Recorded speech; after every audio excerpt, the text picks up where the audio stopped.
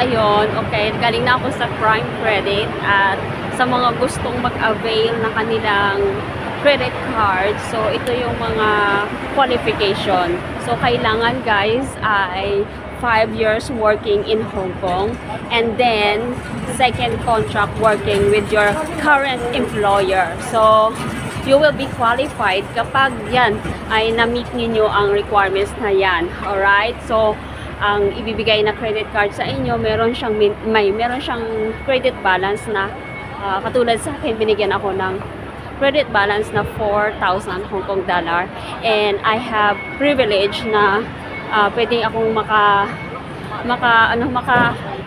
hiram or ma-instant na 2,000 HKD kapag emergency na kailangan ko siya. So, ayan. And then, yung credit card ay magagamit nyo rin sa Pilipinas anywhere in the